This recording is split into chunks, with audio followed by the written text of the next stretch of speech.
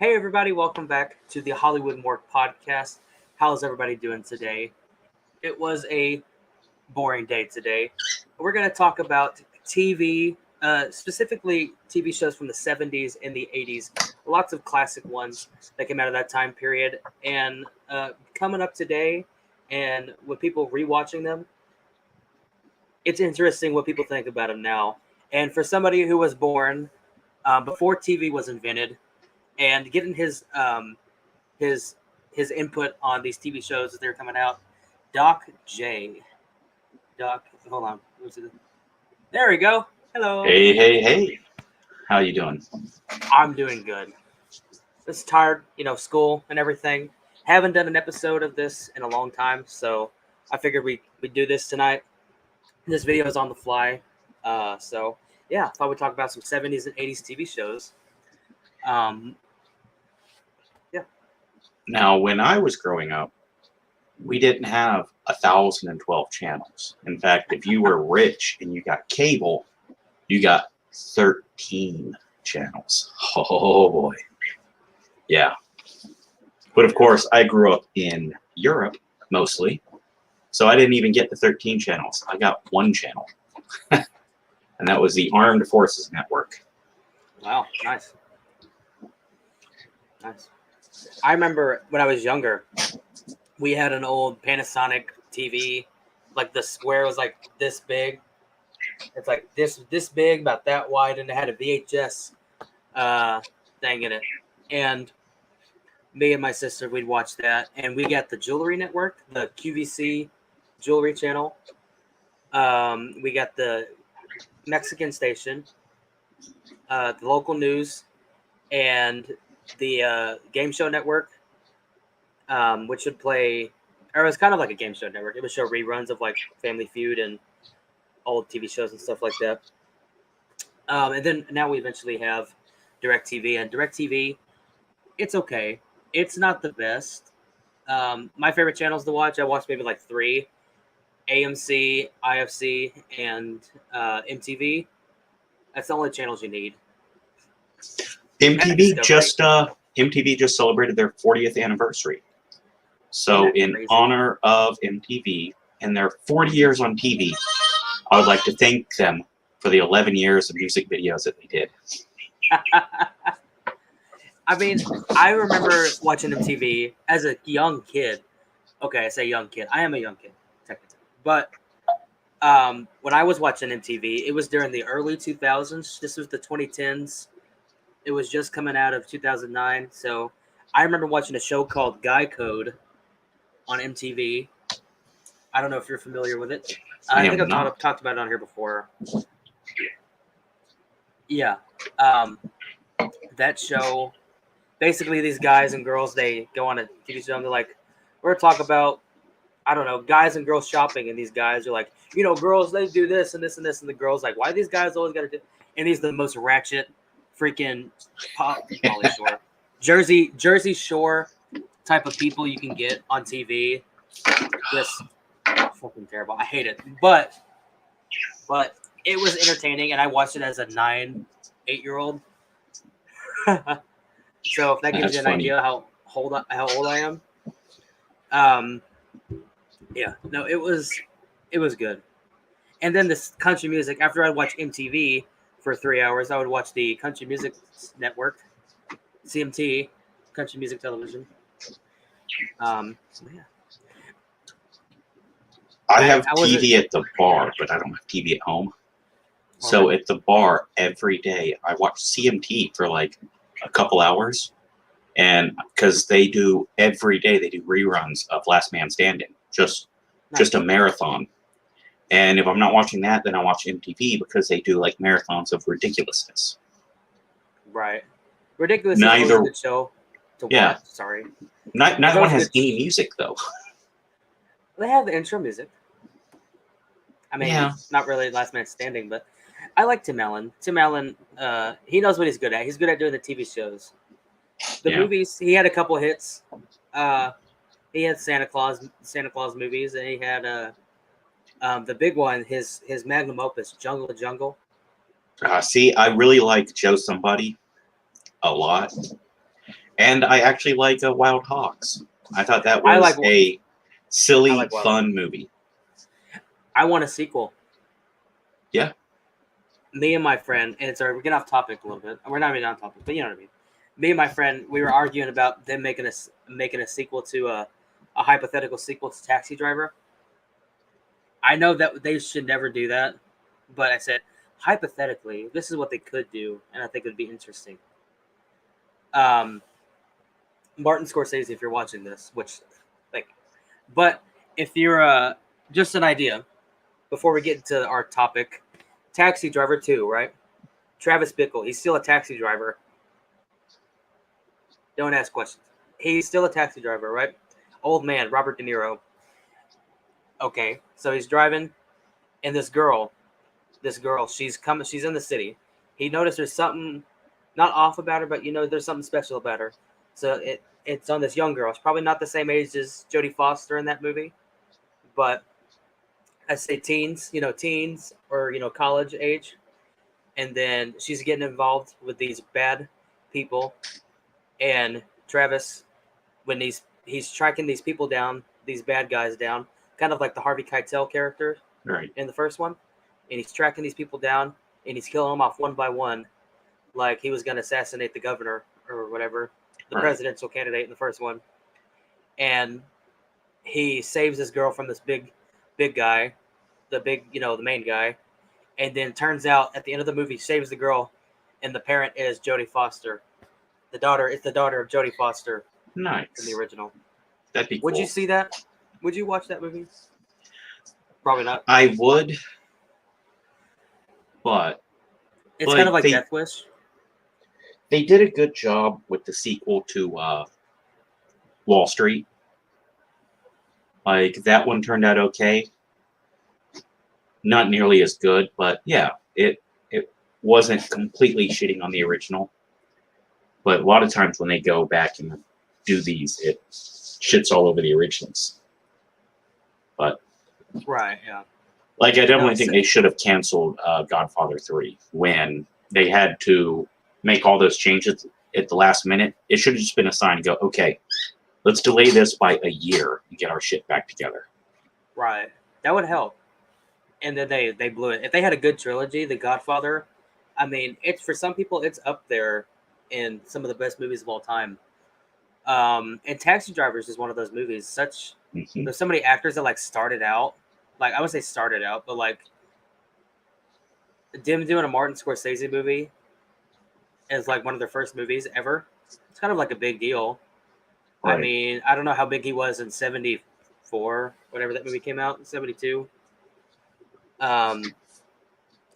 But people like Harvey Keitel, Robert De Niro, all those guys getting started on their shows, and you got people like Joe Pesci came in later and freaking killed it, Yeah. and Ray Liotta and all those guys. What's his name? Leonardo DiCaprio. It's like Yeah. it's like Tarantino has his certain guys like Samuel Jackson and he's Harvey Keitel. All those guys, like Yeah. they're gonna Harvey be in cinematic Keitel history. is probably the reason why we have Quentin Tarantino, though. What is because Death Wish? And No, Death Wish. Bad Lieutenant.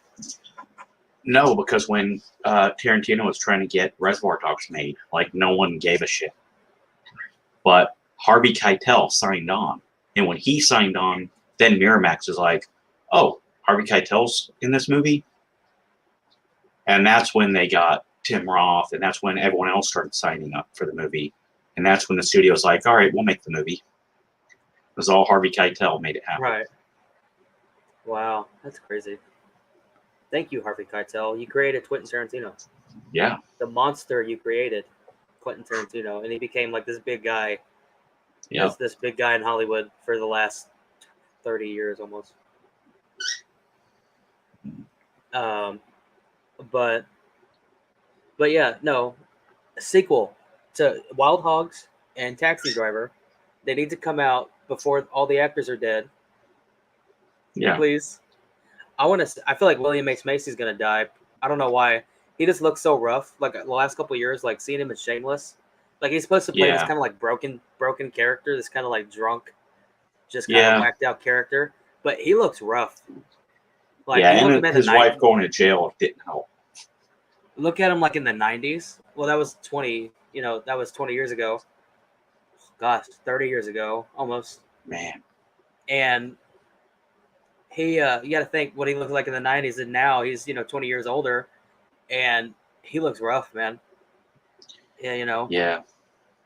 John Travolta, he needs another movie to bring back his career. The Fanatic did not help. Fred Durst, Yeah. you Fred Durst, you need to keep rolling down the road. Man, Don't make another movie, please. The Gotti movie, when he played Gotti, he was great in that movie. Like, John Gotti, he is perfect as John Gotti. He nails it. Perfect job. Unbelievable. He didn't look like John. No, but he got the mannerisms down. He got the personality. Like, he was really, he did a great job. Like, you forget he's John Travolta, which is hard to do because, I mean, it's John Travolta. Yeah, I'm glad he's not hiding the fact that he's bald anymore. He's one of those people, and I hate to dog on this guy's looks, but he's one of those people that didn't age gracefully. Like, right. He doesn't look good as he gets older. And that sounds really mean because,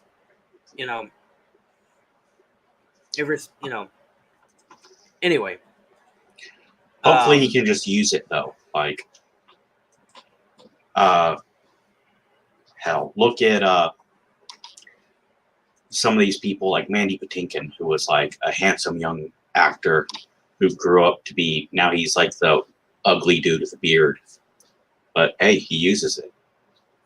Bruce Willis certainly used his age to his advantage. Yeah, well, like, he looks fine without hair. Most of the movies we've seen him in his, like, the movies he's done in the last 20 years, he hasn't had hair, So he looks fine bald. But, I mean, he still looks the same. Like, Bruce Willis now still looks the same as Bruce Willis back in the 80s, kind of, without minus there. But he can still be as cool as those movies. John Travolta, he will never get the same coolness as he was like in, Urban Cowboy. He might not have been as cool, but like Grease, like he has this certain vibe about him that was like cool. Or like in Saturday Night Fever, like he I don't know.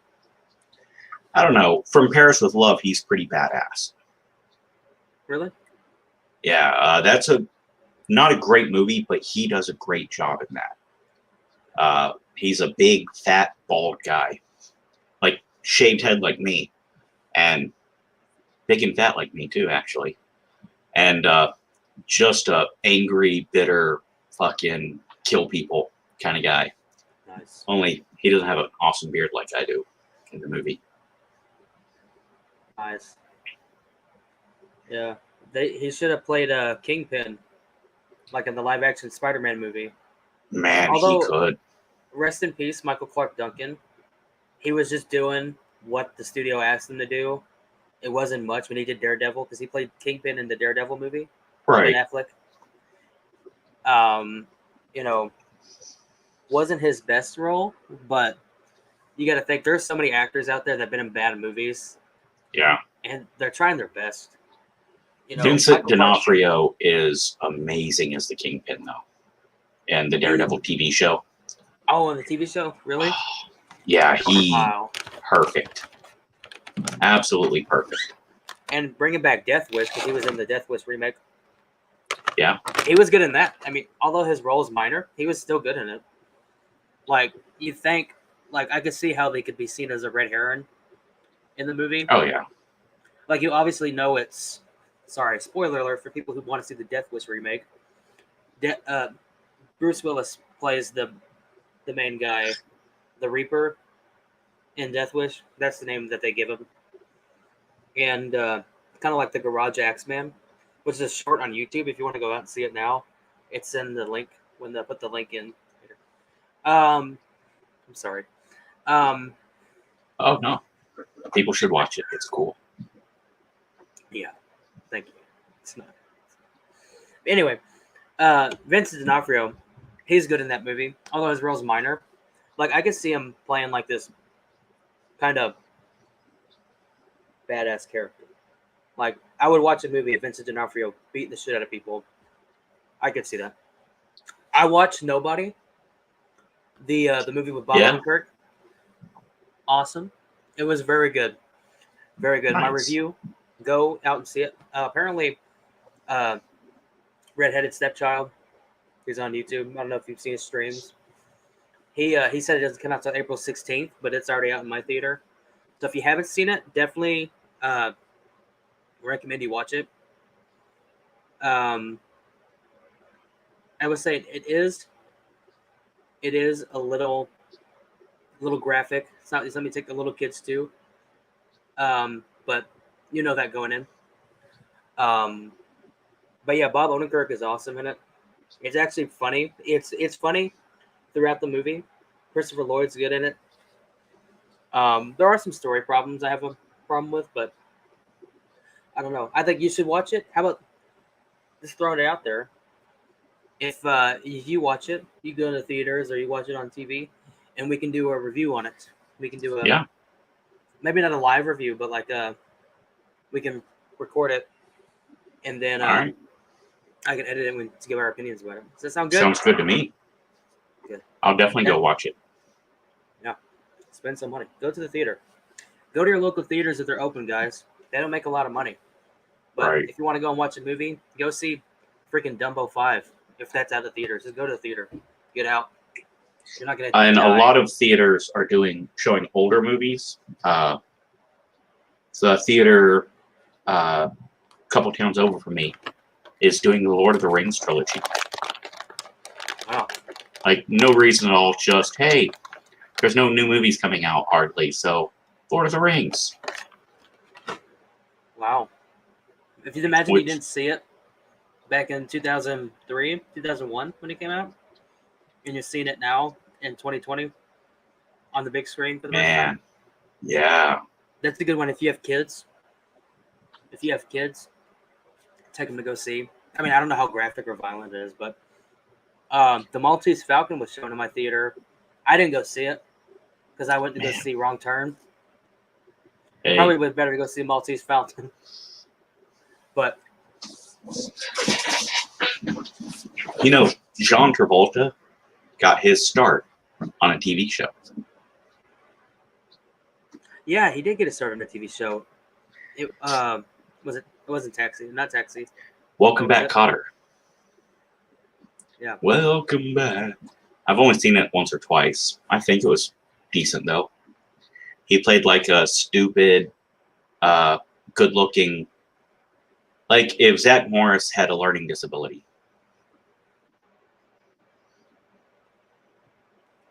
Yeah. But I didn't know Rob Lowe. He had a start on a TV show as well. I forgot the name of it, but it he wasn't got a start Silver on a TV Spoons, show. was it? No, I don't think so. It was like a sitcom, like a family sitcom. Oh, yeah. Ah, crud. I forget now. Michael J. Fox could not do Back to the Future because he was too busy on his TV show. And then afterwards, after they fired Eric Stoltz, they finally pressured the TV studio into letting him film at night. So he would go all day filming his TV show and then Oh. at night film Back to the Future. And that was not Growing Pains. So that's why a lot of scenes take place at night. Yeah. Growing Pains was Kirk Cameron I think and All in the Family Ties. Family Ties and Growing Pains. One was Kirk Cameron and the other one was Michael J. Fox. Growing Pains is Kirk Cameron. Okay. Yeah, Kirk Cameron was Growing Pains. Yeah. Yeah.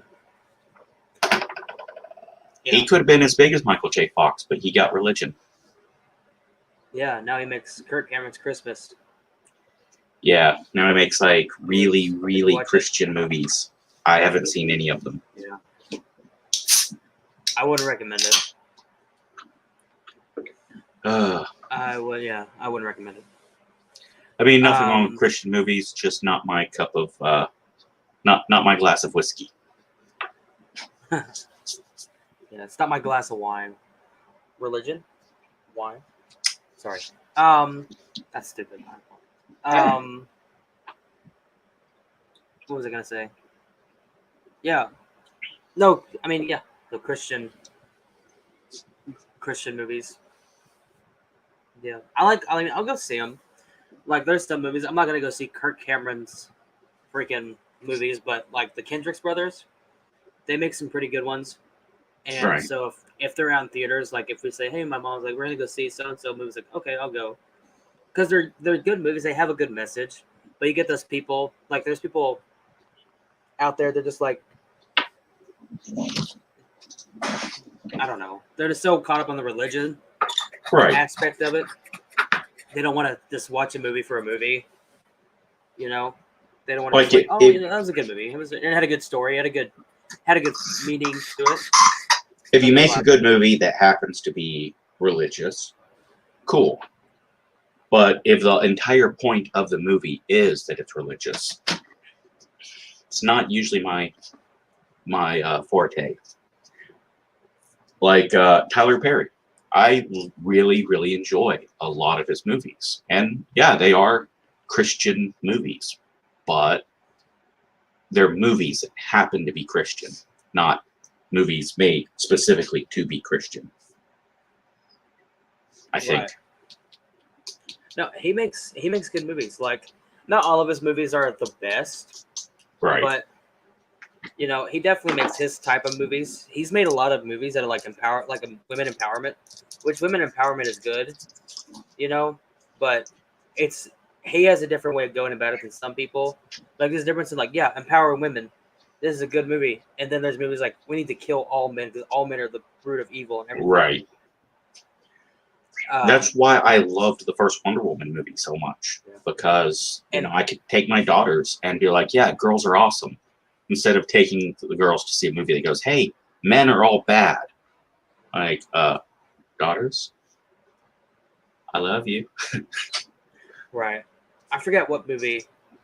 There was a movie that came out like either this year or a couple years ago. It was all like all men like rape women. Like, it was like a really heavy heavy handed movie about like all men are bad and rape, rape culture and all this stuff. Yeah, that's sadly a lot of movies. Hell, that could be anything from Disney, seems like lately.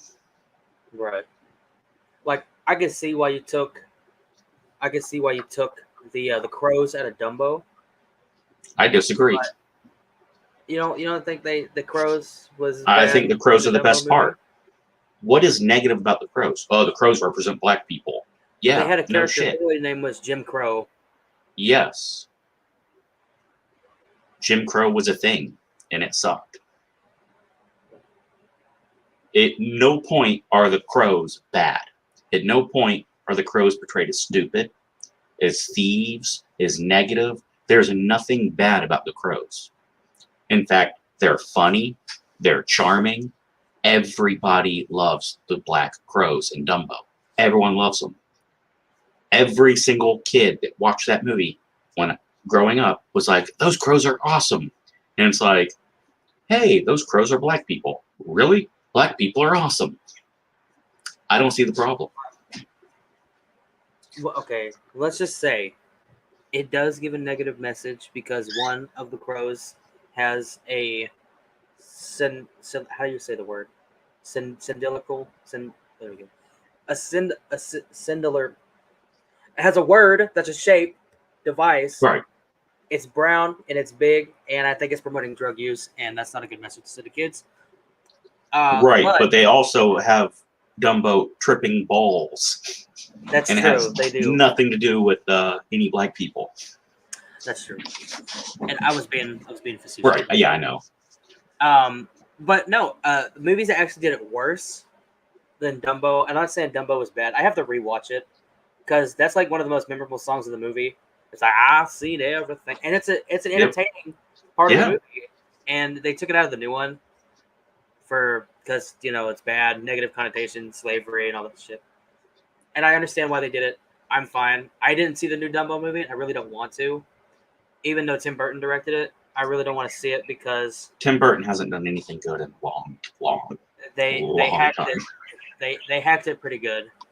But a movie that did it a lot worse, and it was supposed to be like good, The Wiz, with Diana Ross. Yeah. And it was a all black take on The Wizard of Oz. Changed Right. a little bit of the story. And okay, like the story, Wizard of Oz, but all the characters are black, right? Except for the woman at the end, the witch at the end, which is a Right. white woman. I don't know. Anyway, all the characters are black. No, none of this kill whitey bullshit. Exactly. Hold up, wait a minute. And this movie, they have these crow characters, and they're supposed to be picking on the Scarecrow, which that makes sense. And Scarecrow is played by Michael Jackson. Right. And these crows, and it's guys wearing the crow heads, but you can see like their arms and everything. Like you can see that they're and they're like calling them names and making fun of them and doing all this stuff and everything. And it's just, it makes it look bad. It makes, and maybe I'm just reading too deep into it, but it shows an aspect of every culture that has somebody has something a little bit off, or they're gonna pick on you about it. It's just like for white people, it's like, oh, you're white, oh, but you have red hair. Gingers don't have souls. They're all white people, right? Right. We're white, obviously. Noticeably at least. But every culture has that, and I think it sends the wrong message to especially younger viewers and people watching it in the future. That movie came out in the 70s, so I don't think it was really worried about it at the time. But yeah, The Wiz actually did that part of the movie worse than Dumbo. Right. But it's also not completely accurate to what they were going for. Instead of Kansas, Dorothy's in Kansas. She's in, I want to say Harlem. Probably. Predominantly black area in New York at the time, so I'm gonna say it's Harlem. And so they changed that. They make it more of a city. So follow the Greenville City, New York or whatever. Interesting set pieces. But yeah. I think if they were gonna remake Dumbo, an animated version of Dumbo again, I think they should keep the crows in there. Just don't call the main character Jim Crow, please. I can see that. Call him Jim Crow. That's a little... I always thought of it as, Jim Crow always stuck in my mind. And when learning and reading about Jim Crow, and which, of course, is coming back now that they're having racially segregated graduation at Columbia University. Great idea, guys. They did? Or they are? Yeah. Yeah. They're going to have a black-only graduation, and then later the white graduation, and then later the Hispanic graduation. That way it's all separate but equal. Yeah. Yeah. And we're not the ones doing it this time. Nope. So, yeah. Fuck cancel culture and fuck woke culture. Yep. Yes. It's so dumb because this is what we were so worried about. This is what we were worried about doing way back in the day. We were trying to prevent this way back in the day, and now because people feel like they're being oppressed. And some of the best times for black history, black film, black media, and everything all around. It's just the little nuggets of negative attention that the community gets, and they think, oh, everybody's out to get them. And then you get these wokeivist people coming in and saying, oh, well, we don't want you to feel uneasy. We don't want you to feel bad for this, so we're going to do this for you. And catering to these people. I don't know. It's dumb. It's just really dumb. trying to ignore history, or you want to take out the Black Crows, right? Because let's not mention Jim Crow. You know what? We should mention Jim Crow. We should talk about Jim Crow and try to make sure it never comes back. Instead, we're going to pretend it doesn't exist, and look what's happening.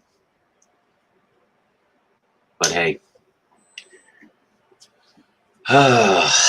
that's just silly.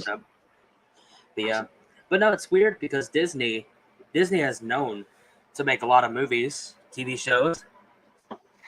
Bringing it back to TV shows, Disney made a lot of TV shows back in the day that probably considered offensive. A lot of movies back in the day that probably considered offensive. The Muppets, the freaking Muppets have a content advisory warning.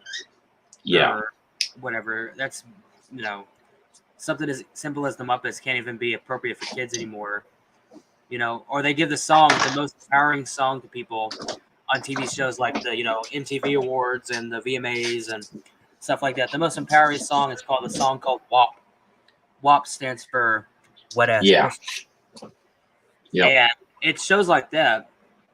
It shows like the VMAs and the MTV Awards and any music awards like that. They're gonna cater to the audience. They're gonna cater to the people who are the, what do you call it? Who are not, extreme with their beliefs, and they fit the motif. People like Billie Eilish and people like Megan Thee Stallion. It's bad that the Oscars go from an award show, thank you, I thank my parents and all this stuff, to we need to worry about climate change and the president's a piece of shit. Yeah. Why? It's annoying. Is that a knife? Oh. No, yeah. It's a toy. It's a toy. Right. Anyway, what was you gonna say? When you look at shows like All in the Family, right? Carol Connor plays they always say he plays a bigoted racist. Bigot, yeah, he's racially insensitive.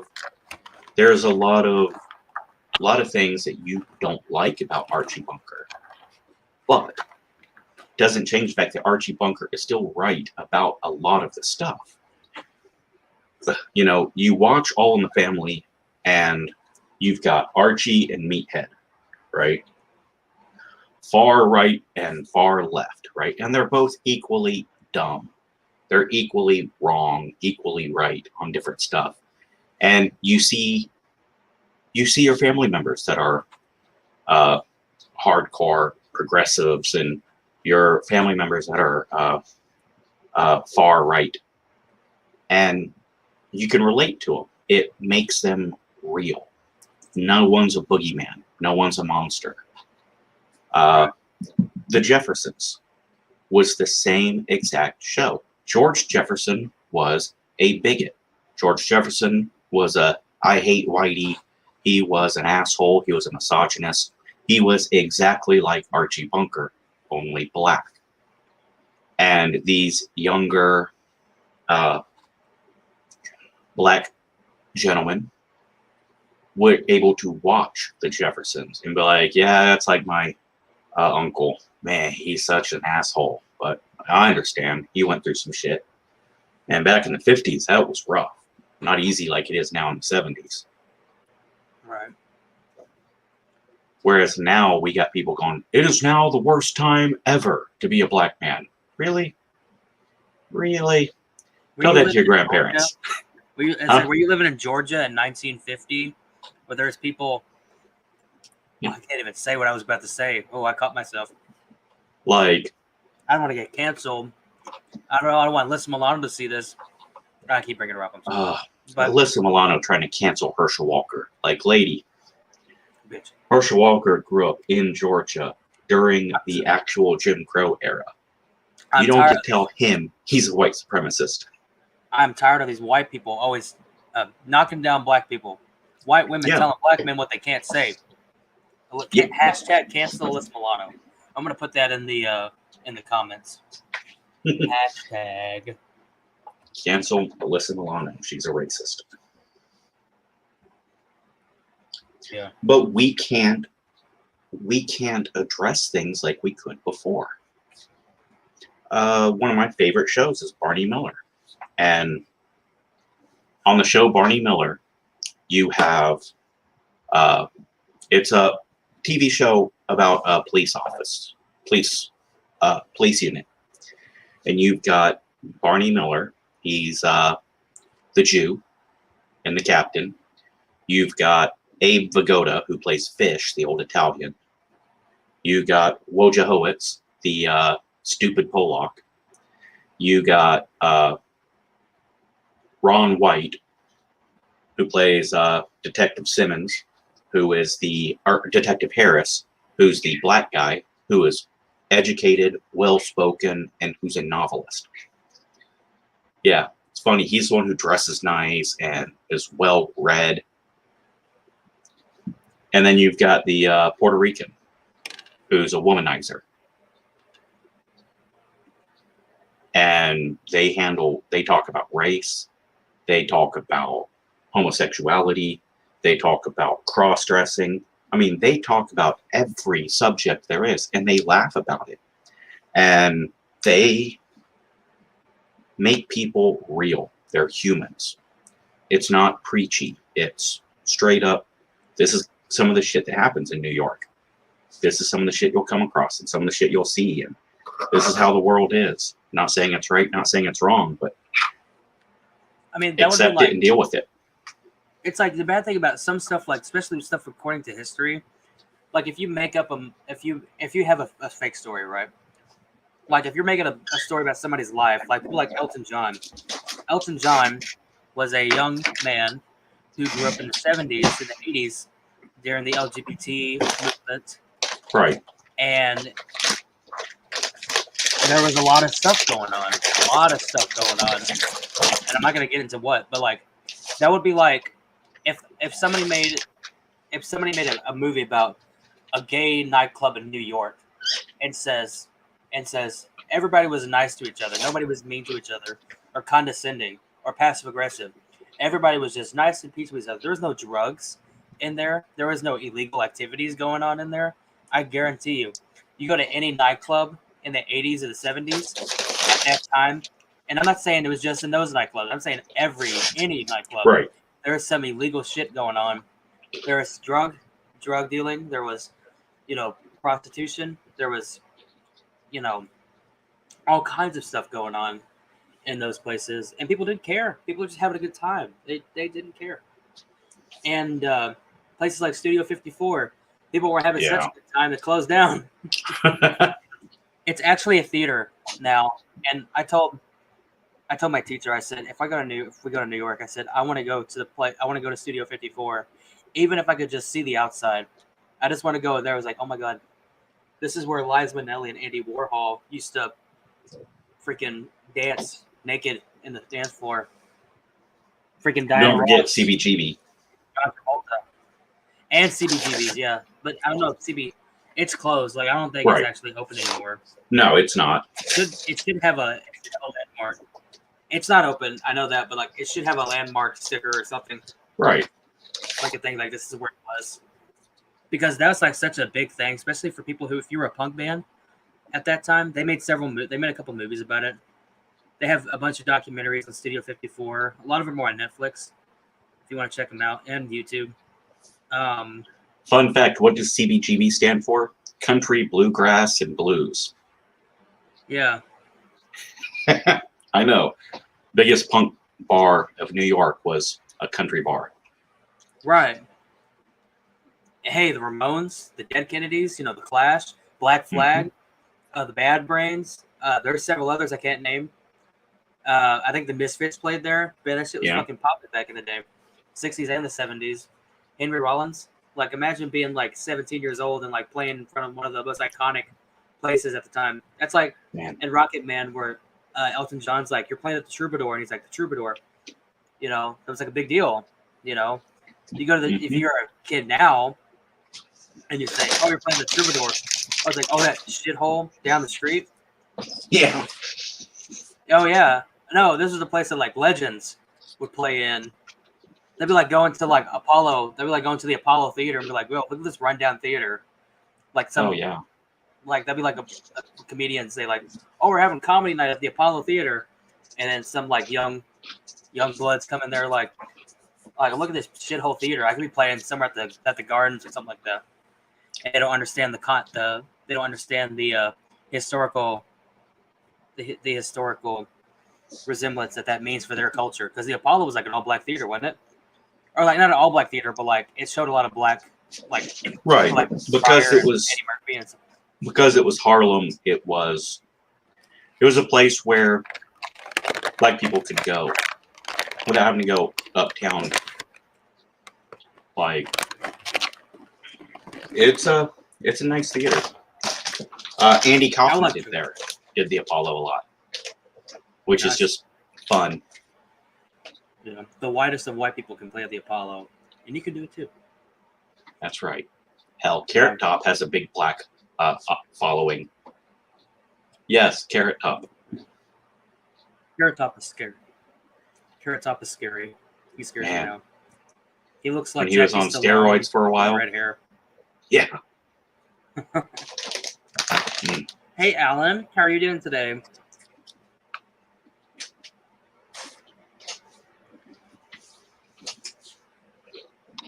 Yeah, we're talking about TV shows. Earlier. We've been talking about history. And oh, no. That's good. I should probably be sleeping too, but I'm not. I'm trying to think of what shows have changed. Yeah, it was caused so much, like, obviously The Simpsons. That was like the 90s, though. 87. 87, wow. This has been on forever. Yeah. I can remember 1987.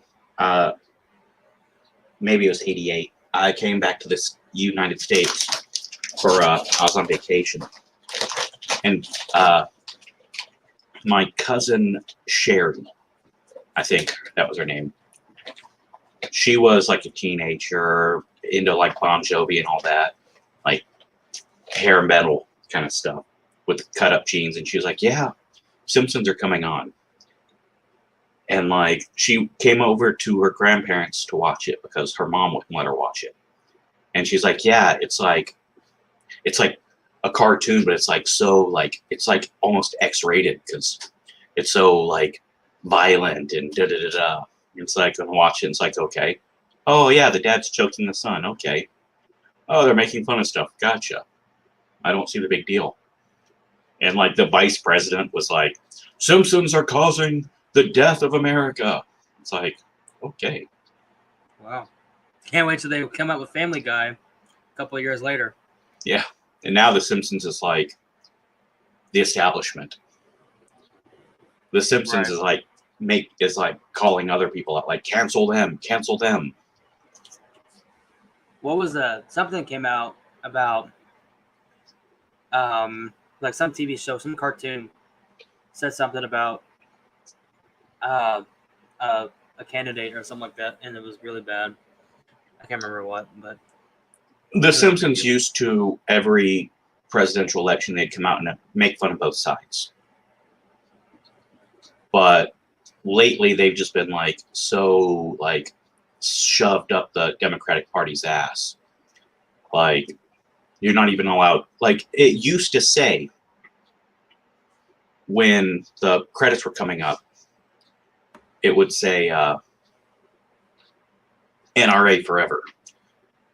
You know, little jokes like that, because some of the people were kind of Republicans, some of them were Democrats, and they picked on each other. Nowadays, it's like, oh, Simpsons, if you even hint that possibly you might agree with something that a Republican might have once said, you're canceled forever. Right, yeah. Family Guy, they still like to poke fun at everybody. They've changed a little bit. Family Guy's good. I hate that the guy who does the voice of Cleveland Brown, he stepped down because he's voiced by a white guy. Yeah. He stepped down because he thinks It's like Robert Downey Jr. They say taking roles from black people. Jamie Foxx made that joke. He said, "How dare you take all good roles away from black people?" So You know, maybe it's that's what funny. that guy. Jamie Foxx did a movie. It's a small movie, and he cast Robert Downey Jr. in it, and he had him play a Mexican. Robert Downey Jr. is like, really? So I'm going to go from blackface to brownface? He goes, yeah, it's going to be great.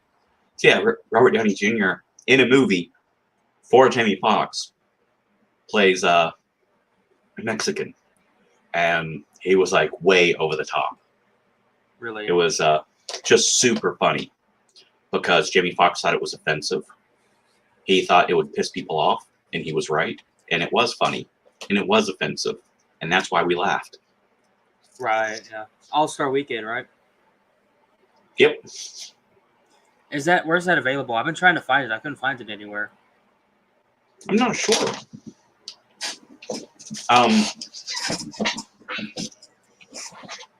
Maybe Amazon.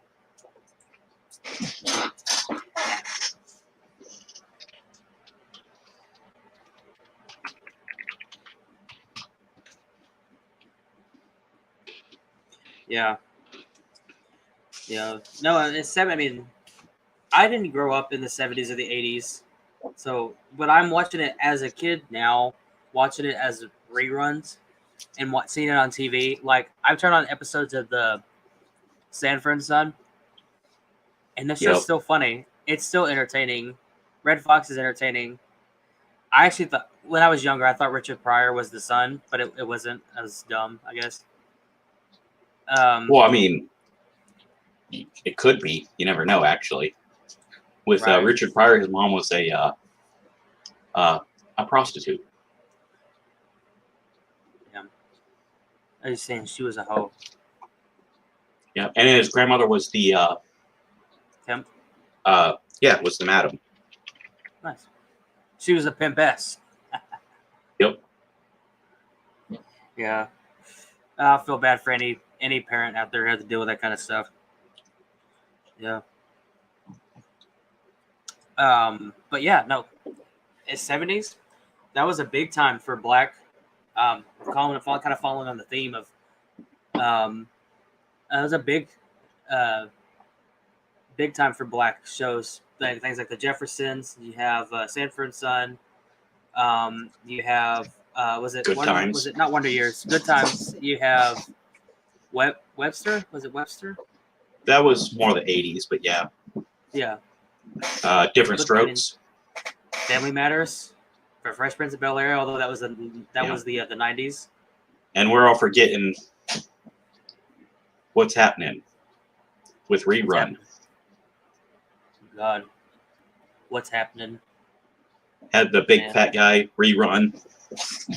I don't think I've ever seen that. That just sounds like you made it up. Oh man, yeah, but no, like any black comedy as like comedies with black people, not black comedy. Right. It's funny. Like, I know people around my age who they're from the South, and like I'm talking about this and talking about that, and I'm like, yeah, I wasn't allowed to watch that growing up. Why? Because they're all black.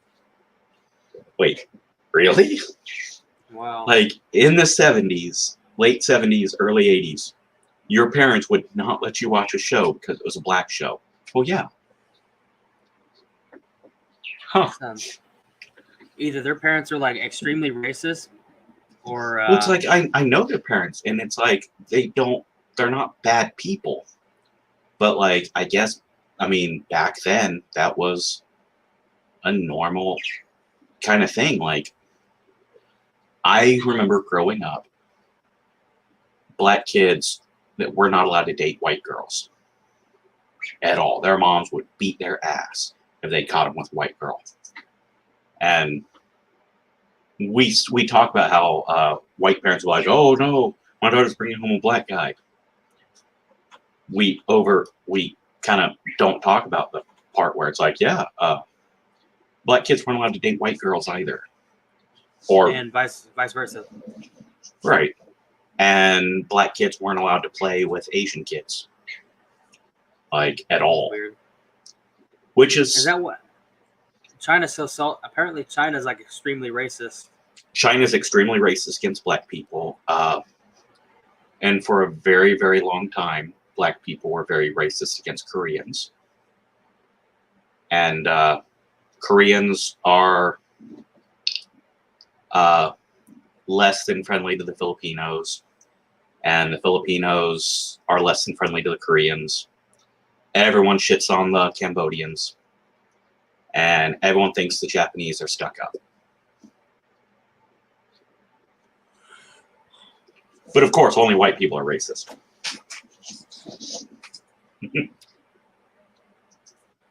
Shame. Shame. Yeah, TV was such a big thing to bring us together, though. Like, I don't. I mean, it's TV show. I mean, people would sit down and they would watch. You know, I would say I don't know if people with y'all would sit down and watch All in the Family, but we would sit down and we'd watch like Last Man Standing. Like that was everybody would watch. We would sit down and watch the show. It was an entertaining show. You know, I really like it. Yeah, I mean that was just the thing that we did. We would sit down and we'd watch Live PD, or I guess the modern version of Cops, which is not on TV anymore, but Yeah, it's so weird. they took it off because of all the Yeah, defund the George police. Floyd's. Yeah, defund the police. I told somebody, I was like, man, I said, man, I can't wait till they take off Paw Patrol because they have a dog that's a cop. I was like, Yeah, it seemed funny at the time, but now people seriously like, oh, cancel Paw they probably Patrol. would consider it. Yeah, like Right. certain stores won't even carry the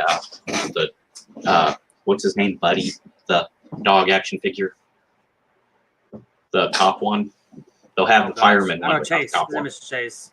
Yeah, that makes sense. Chase. Right. Oh, and to quote Matt Damon from The Departed, and I guess repeating Matt Damon from The Departed, hashtag cancel Matt Damon. Matt Damon. Bunch of firefighters, a bunch of fucking homos. Quote Matt Damon. 2006, The Departed. Nice Boston accent there. No, he says that in the movie. I'm like, Yeah, they're I all know. harsh on firemen, but the cops are okay. Cops are biased against firefighters because they Cops both and have. firefighters. it's- Man, yeah. It's a dick measuring contest between cops and firefighters. It's like the And- Army and the Marines. You know, Right. you have the Army, Everybody- and then you have the crayon-eating little bitches called the Marines. Fight me. Right. And then you have the pampered Air Force people. Sorry, Stanley. If you ever watched this, my trainer, his name was Stanley. He was in the Air Force for 24 years. Thank you for your service. You know what? And then you have the stereotype that everybody always gives to the Navy. You know, in the Navy, like the village people Yeah. apparently are running the freaking what do you call them? Fucking battleships. Do you know why the Navy brings the Marines on their battleships? Because bringing sheep would be too obvious. Yeah. I tell you what, Got I make fun of the Air Force a lot, but I have so much love for the Air Force. When you can pick up the radio, like, hey, that mountaintop over there, make it go away. And they just fly on by, lazy ass. I'm sitting in a chair, no danger, nice hot meals and everything. But they just fly on by in their little jets and entire mountaintop just goes up in smoke. It's like, you know what? Still gonna make fun of you, but damn it, I love you guys. Because man, that's Yeah. useful. It's like, oh, I don't And want to climb as, that. As saying all that, respect, we stand, salute for the armed forces, all of them, Marines, Air Force, Navy, all those guys, National Guard, the reserves. Yeah. I think I told you this. I was at the Army, the recruiter office, and they have the people coming in, to join, right? They have all the names and everything, Yeah. and then you have everybody. It looks like a big thing, and then you have the ones at the very bottom. And I was like, "What's with all the guys at the bottom?" That's like, "Those are the reserves." And I'm like, "Damn, you did these people dirty, didn't you?" And I'm like, "Damn." They're like, "No, it's not meant to be like that." I'm like, "Yeah, I see you guys putting the reserves at the bottom, Yep. bottom of the barrel." Hmm. But yeah, respect to all the armed service, to the armed forces. Speaking of TV shows about the armed forces, MASH. Segue. One of the greatest. I didn't do that on purpose, but I thought about it.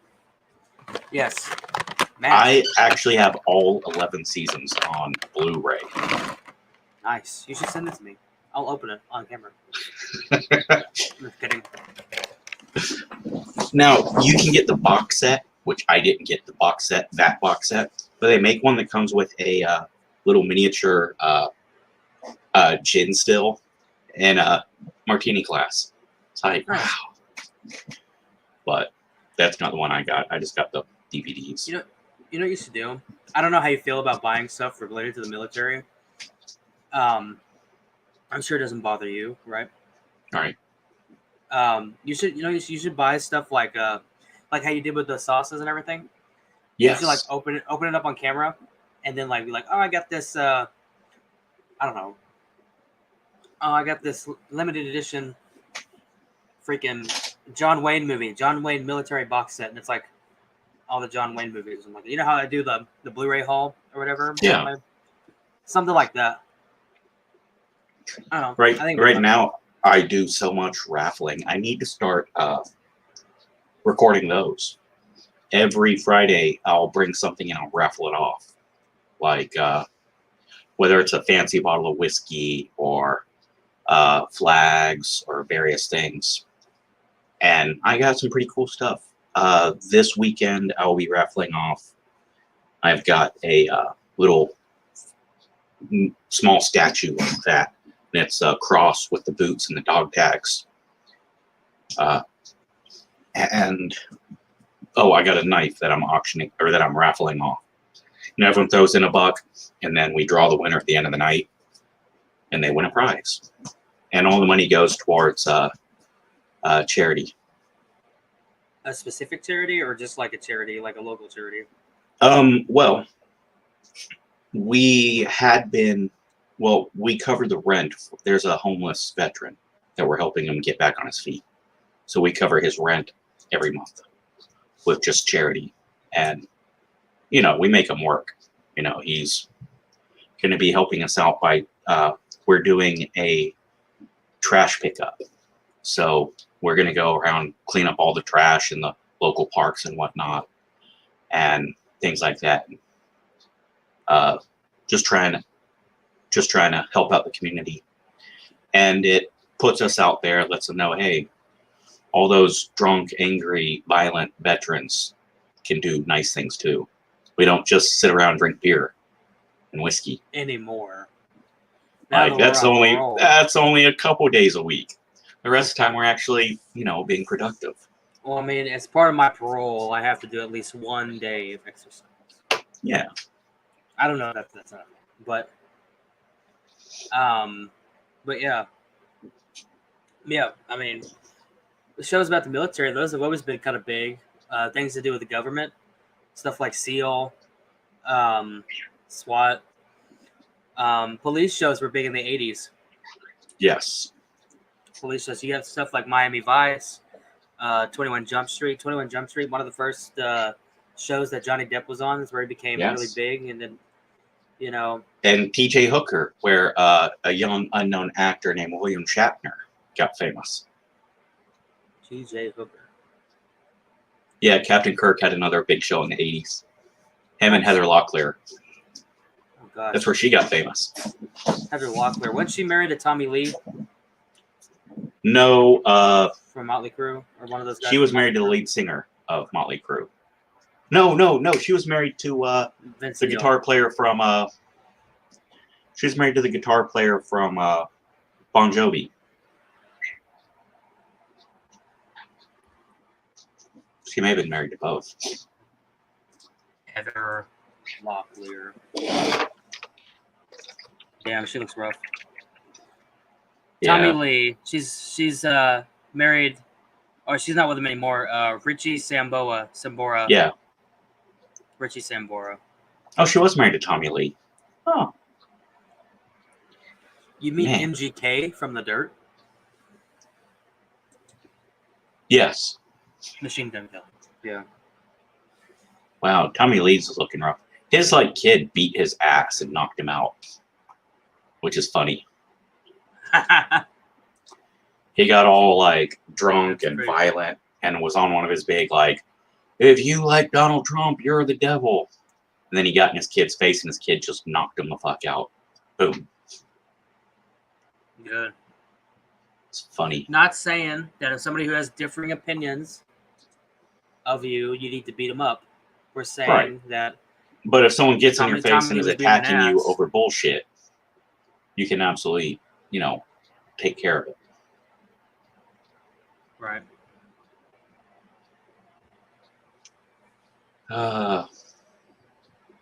Alan B. Alan B, please raise your hand if you're still here with us. Let's see. But yeah, no, cop shows are really big in the 80s. Well, was 70s? Was that Starsky and Hutch, or was that the 80s?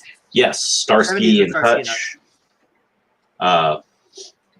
Bookum Dano, Hawaii Five-0. That was the 70s. Charlie's Angels. They still not have quite that a show cop on TV. show. Do you believe it? Yeah, I've heard it's actually pretty good though.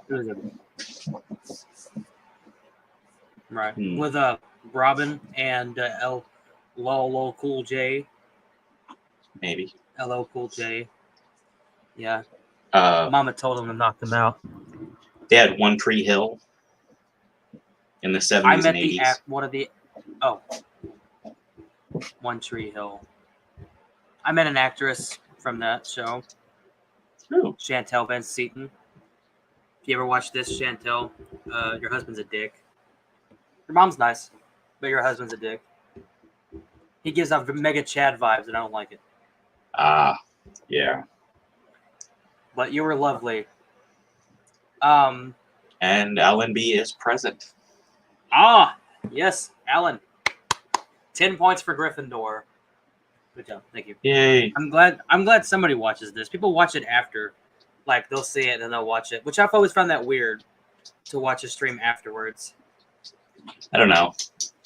I have a habit of putting streams on and not watching it, but listening to it. Right. I understand. Do you have YouTube Premium? No. You don't. Me neither. No. I mean, I would, but YouTube decided to demonetize me completely. So if they don't want to give me my money, I don't want to give them theirs. That's right, Susan Wojcicki. Yep. Susan Wojcicki. Wojcicki. Susan Wet Blanket. That's what she is. Oh, Columbo. That was from the 70s. Columbo. He died not too long ago, I think. The main Telly Savalas. I don't know. What was it? Bullet? Robert Blake, whatever he did. He was in a TV show and a bunch of movies. Fuck, I can't remember. But of course, one of my favorite shows of all time is from the 70s. Barney Miller. Peter Falk. He was Columbo. Oh, yeah. Telly Savalas was the other one. Shit.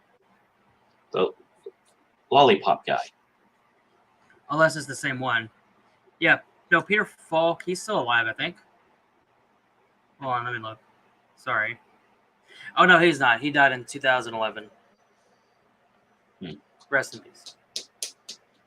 I was watching a movie I told you about the creators of National Lampoon. Yeah.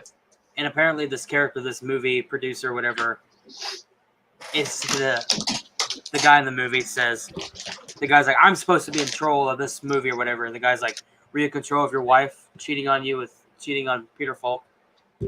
or cheating on you with Peter Falk or whatever. And Will Forte plays the main guy, Doug Kinney, I think that's his name. Okay.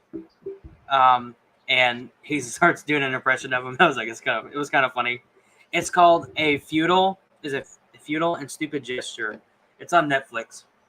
It's a good, it's a good one. It's a biopic loosely based off real life.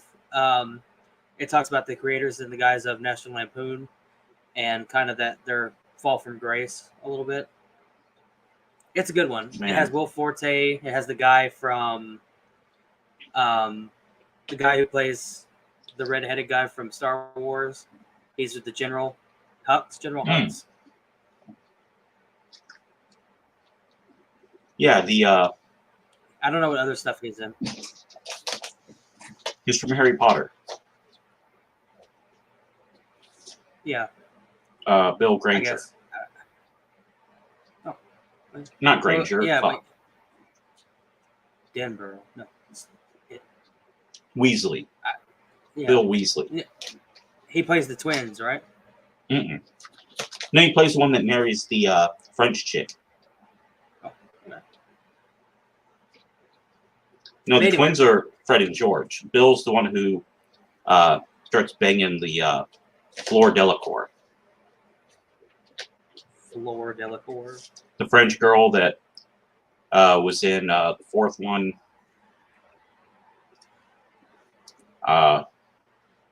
Goblet of Fire.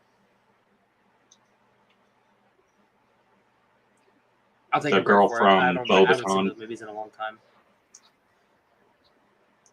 Yeah, I think I might be a little bit of a fan. He's in it. Will Forte. Trying to think who else is in it. A guy who does a lot of comedies. That narrows it down. He does a lot of like comedies, like those Seth Rogen type comedies. He plays the movie producer, and there's probably a couple other ones in there. But they have people. They like adapt people. There's a guy who plays Chevy Chase. People play Bill Murray. They got a guy who does. He does an impression of Rodney Dangerfield, and it's pretty spot on. Unless it's dubbed, unless it's like dubbed lines from like a movie. But he does the voice like perfectly of Rodney Dangerfield. Man. He doesn't look exactly like Rodney Dangerfield, but you know, he's kind of like one of those weird looking guys, you know. They got John Belushi. They got oh yeah, Joel McHale plays Chevy Chase. Yeah, there's quite a few actors in there. Man, I really want to see this now. Yeah, and it's weird. Like Joel McHale doesn't look like you wouldn't think he does good Anything. Chevy Chase, but he's so like they worked together for years and they're good friends. So yeah, he does a pretty good Chevy. Domhnall Gleeson. There, Yeah, his dad is Jackie. no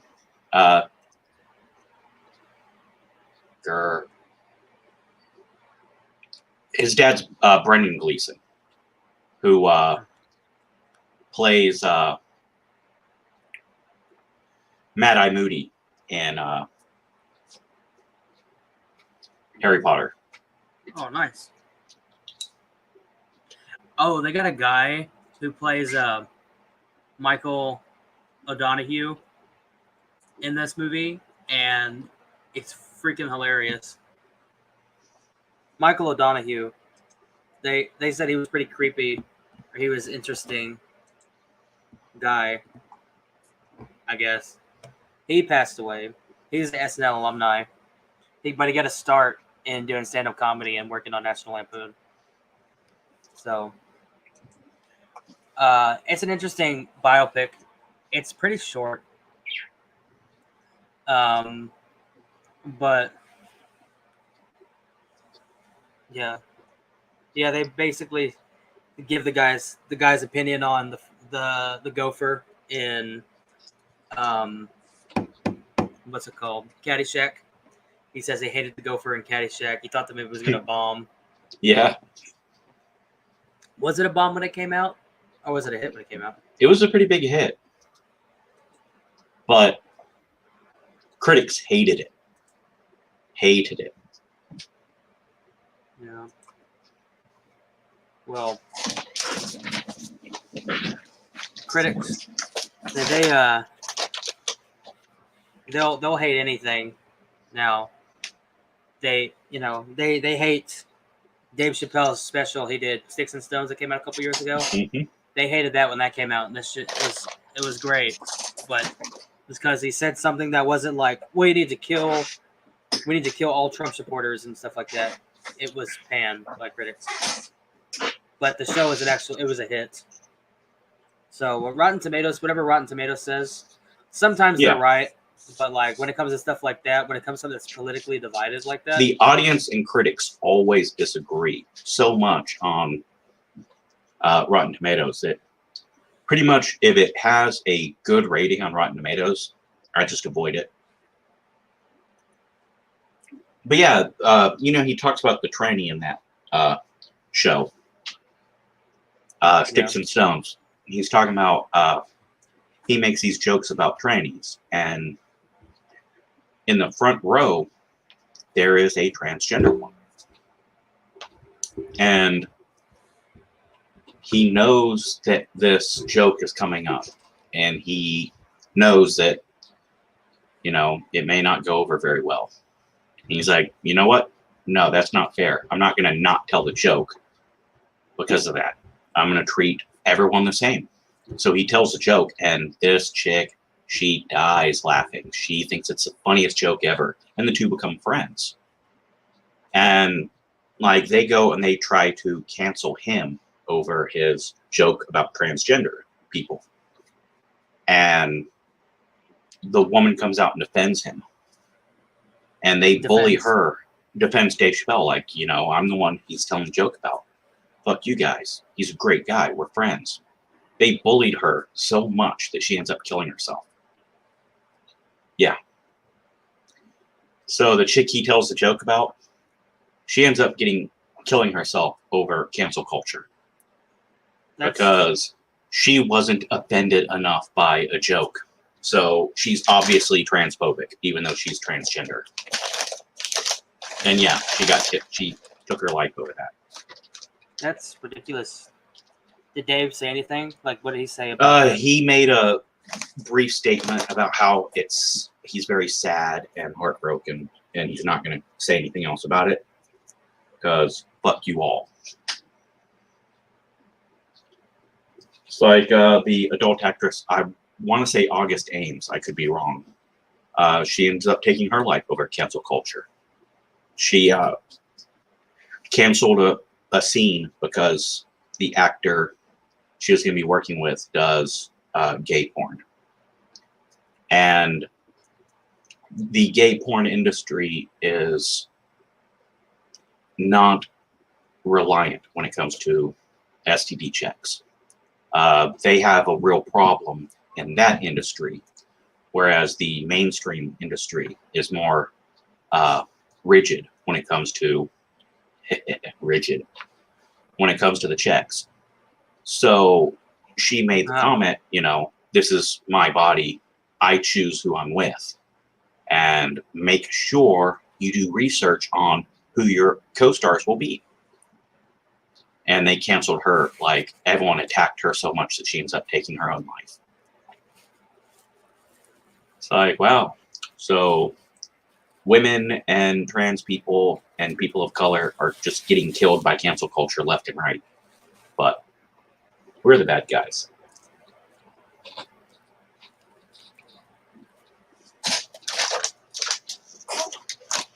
It's totally messed up. That's the way it is.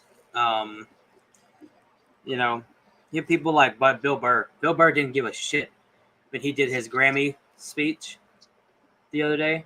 Yeah. He didn't give a shit. He knew he was going to get backlash for it. Sure enough, he did. Yep.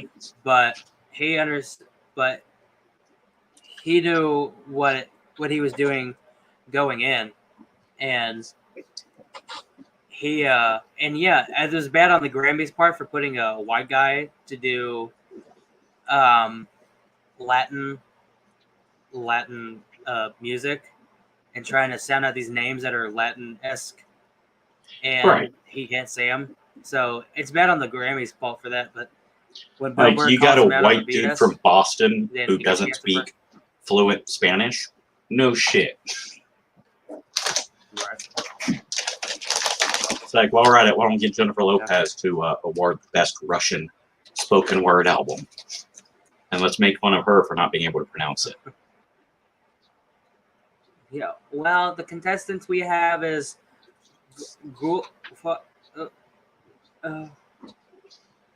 whoever your name is, he won. That'd be me. I like fuck if I know how to spell your name, man, but you won. Whoever you are, come up here, accept your award.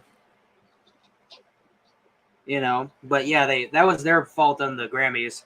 Yeah. Whitewashing the Grammys for Latin artists. Grammys whitewashing it by putting a white man, a white ginger, bald man from Boston to do the Grammys. How It's like, dare wait a you? minute. This name has 17 letters and no vowels. How the fuck do I pronounce that? Oh, it's Welsh. It's pronounced Richard. How the fuck do I know that? Like Wales, man.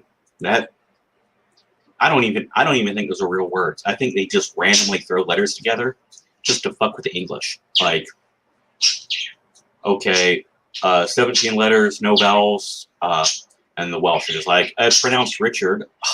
Duh. Yeah. Welsh. Hashtag cancel the Welsh. I'm just kidding. Yeah. Cancel Wales. Yes. But yeah, no, TV has influenced people in a lot of ways. It's influenced TV. It's influenced how we get media. Like we have shows like The Tonight Show. You know, late night, David Letterman, Johnny Carson. Conan, stuff like that. And those are the big guys of their time. You know, they're going on late night TV and they're telling about politics. They're hanging out with celebrities and all this stuff and just shooting the breeze about this kind of stuff. And, they're just having a good time. It's nothing like you went on Johnny Carson because you went on Johnny Carson because you made it. Like you got on the show, that's a big deal for anybody who was starting up. Like for anybody who was starting up, they went on Johnny Carson. That was kind of a big deal. Like when Jim Carrey went on there, he wasn't like, well, Johnny said this and this back in 1962, and it really offends me, so I don't want to go on his show. Like, I don't know. I probably won't ever become the caliber of famous like those guys, but I mean, there are some shows I'm just like, I don't know if I'd even want to go on their show. Like Jimmy Kimmel. I don't know if I'd want to go on the Jimmy Kimmel show. Not because he's offensive or anything like that, just because like he just disrespectful. He's a coward. Yeah. He's a two-faced coward. Trevor Noah. Shit. Yep. Trevor Noah is a bigot and a racist. Yes. Trevor Noah claims that white people are out to get him. He's the whitest black guy you've met. Yeah. Next to Colin Powell.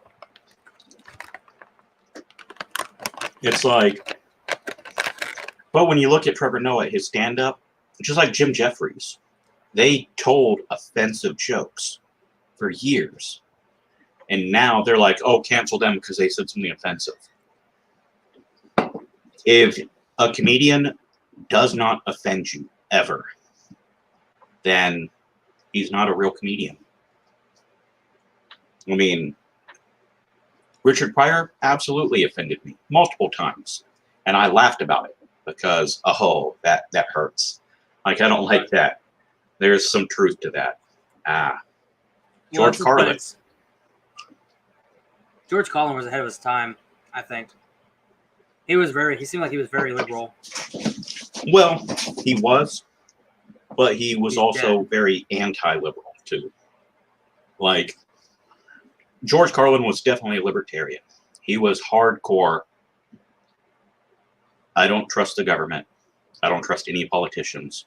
Republican, Democrat, you're all thieves.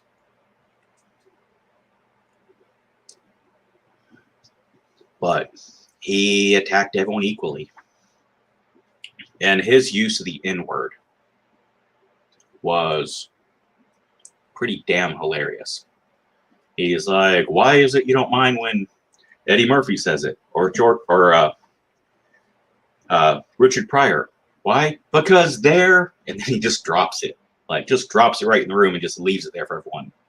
That's why. Wow. And everyone's just like, huh. Like, this is 1984. And, Wow. like, yeah. What? Did this ponytail hipster beard guy just say the N-word? Yep. And it's like, and he didn't just say it. Like, he just dropped it in front of everyone and, like, held it up to the room. Like, here you go. Right here. There it is. If that offends you, good. Right. I like Like, the Sam Kinison. He has a funny bit. He's like, women. He has this thing. He talks about women and him getting married. He's like, I fell in love 7 times, like 7 times. And he's like, why don't you? We always talk about women, Sam. Why don't you never talk about men? And then he goes on to do his Sam Kinison bit because he says, because a man never broke my heart. And he starts screaming like how Sam Kinison does. I can't. My voice hurts right now, so I can't do it. But Sam Kinison, I think he's entertaining. I like Sam Kinison. Yep. Rest in peace, Sam Kinison. And George Carlin. It was so sad the way he died. He was sober. He was sober when he died. And, like, everyone thought he was going to die of drugs or alcohol. Nope. He was sober. He got hit by, he was in a car accident. He wasn't even driving. That's sad. And man, like, as he was dying, he's like, I don't want to go. What? Who would you see if they did a biopic about him? If they did a biopic about Sam, who would you see play the character? Mm. Who could you see play that? Jack Black. The perfect person would have been Chris Farley. I was thinking the same thing. Like, no joke. I was like, Chris, he died. He's dead. Damn. Like, he would have been perfect. He was supposed to do a Fatty Arbuckle movie, like a serious dramatic film. Yeah, it's unfortunate what happened to him. With what happened to Chris Farley. He begged that woman not to leave him alone. He was like, please call the police. He begged her. And she just left him there alone to die by himself, scared. Well, she wasn't acquitted on anything, right? I'm not 100% sure on what charges she faced, but, like, I hope it haunts her. I hope she has nightmares for the rest of her life. Yeah, she could have done something and she didn't. Like, just call the police. Or just hand him the phone. She probably didn't want to call the police because she's full of drugs, probably. So what? I'm just saying that's probably why she didn't. I know, but selfish. And like, I'm sorry, but the cops, if you call an ambulance for someone and they get there and you're high as a kite with like 8 pounds of heroin shoved in your prison wallet,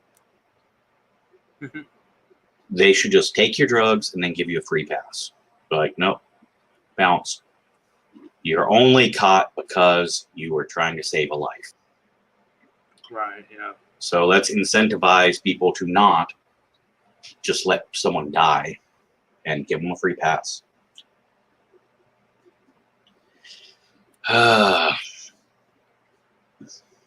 It's a crazy, crazy world.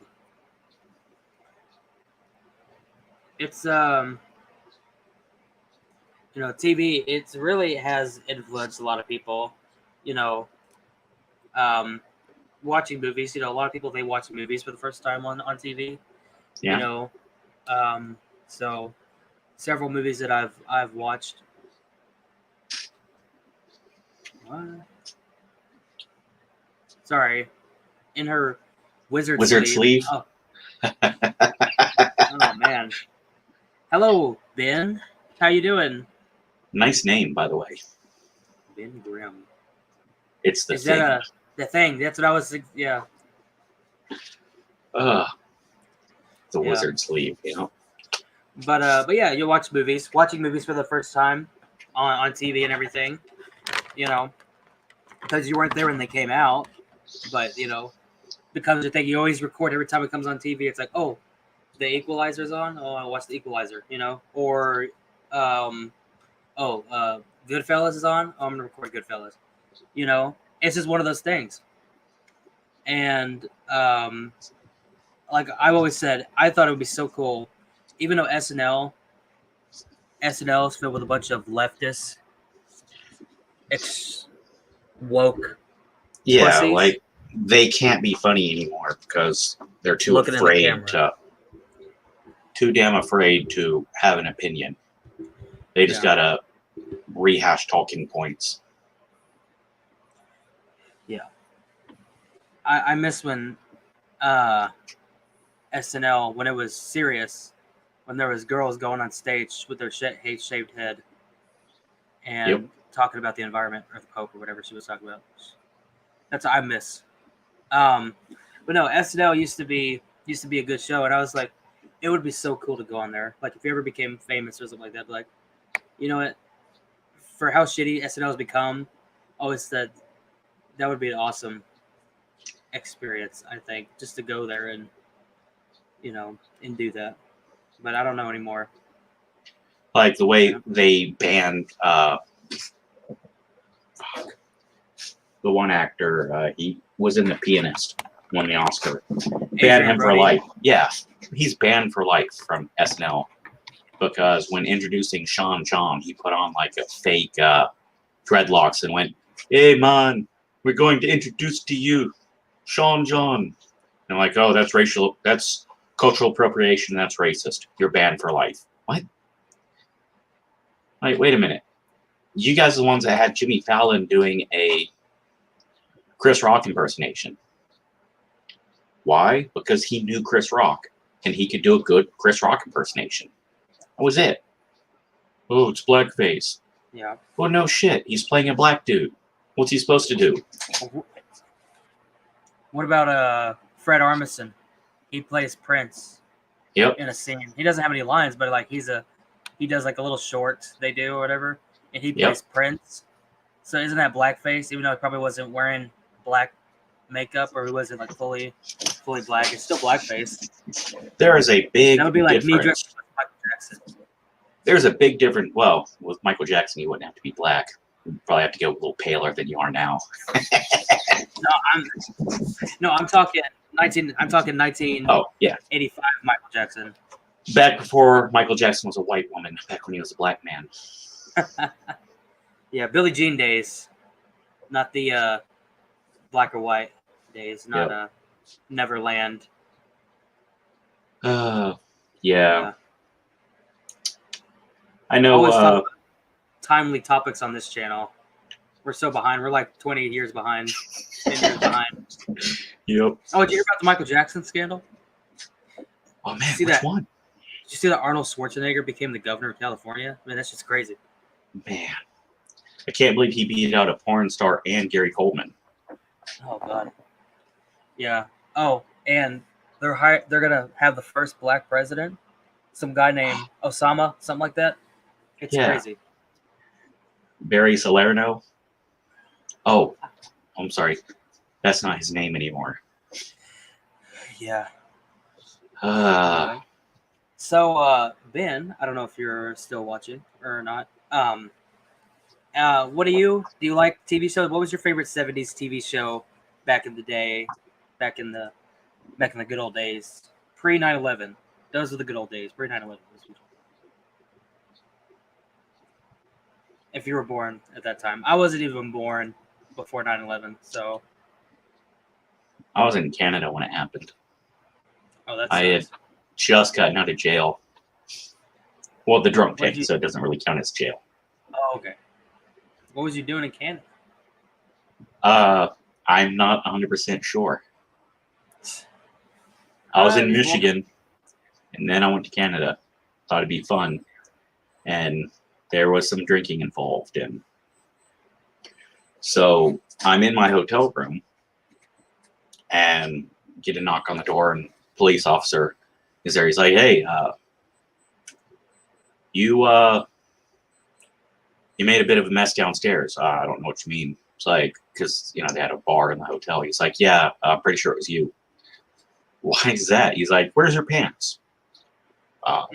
They're probably in there. He goes, "Nope, they're right here." Oh God. Are you sure those are mine? He goes, "This is your wallet. This is your ID." Yeah.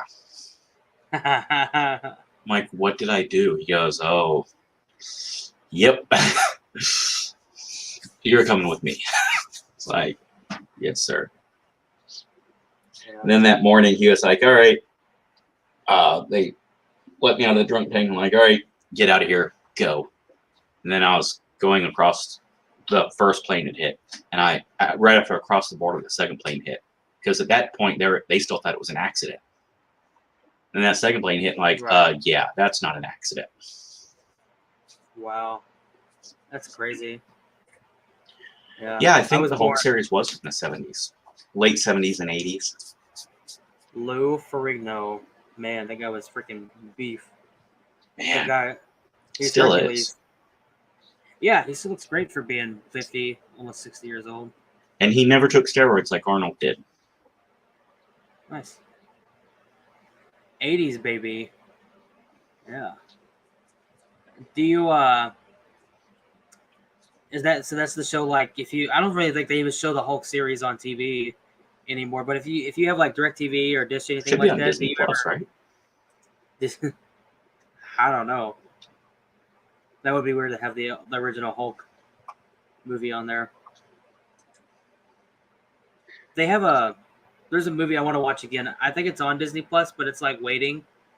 It's like oh, this will be here in April, or it will be here in June or whatever. And it's the Kurt Russell movie where he's in the Boy Scouts, and I want to rewatch it. He was like 8 years old. Oh, wow. Yeah, he was pretty young. I forgot what it's called. But hold on. The very, very last thing that Walt Disney said was Kurt Russell. And then he died. Damn. And no one knows why. That I don't know. But could you imagine like that being somebody's last words and you're just like, is that why Kurt Russell became so popular later in his life? I'm pretty sure he sacrificed Walt Disney to get his fame. And Walt Disney was just trying to say, "I was killed by," but yep, that's what happened. Oh man, I remember that. Hulk meets Thor, and it was like the cheesiest looking Thor ever.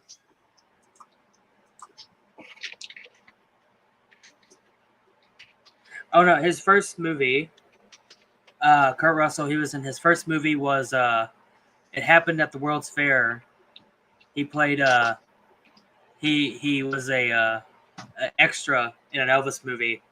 Yeah. That was his first movie.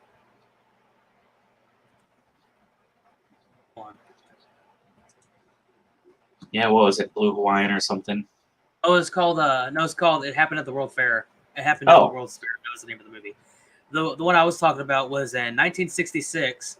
It's called Follow Me, Boys, and it's Kurt Russell. So it's 3 years after that movie. Fred, a guy named Fred McMurray, was the main guy. Yeah, Fred McMurray.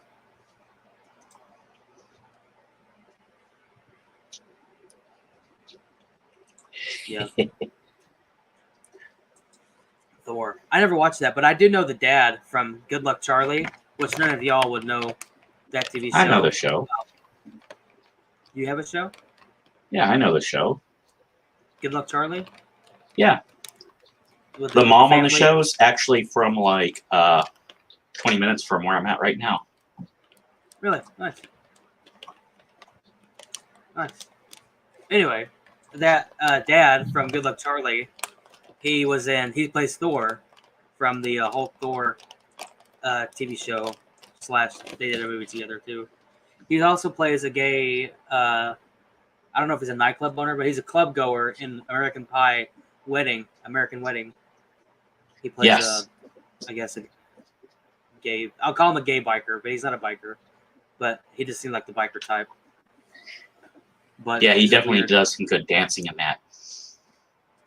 With the assless chaps. Yep. Oh my god.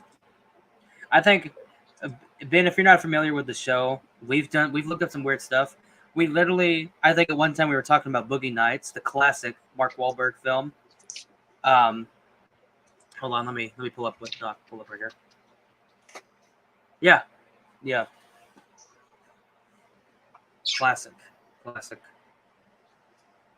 Yeah, we literally, I think at one time we looked up pictures of Mark Wahlberg's fake schlong in Boogie Yep. Nights at one point. So yeah, we do some weird stuff on this thing, and I think we're gonna end the note in the stream on that note. We talked about movies and TV shows a little bit. Went on a side rant about Everything. everything. And so, thank you all for watching. Thank you, Ben, Alan, for showing up and talking in the chat. Thank you, Doc, for joining me tonight. I texted him about 7 o'clock and said, "Hey, you want to do a stream?" He goes, "Yep."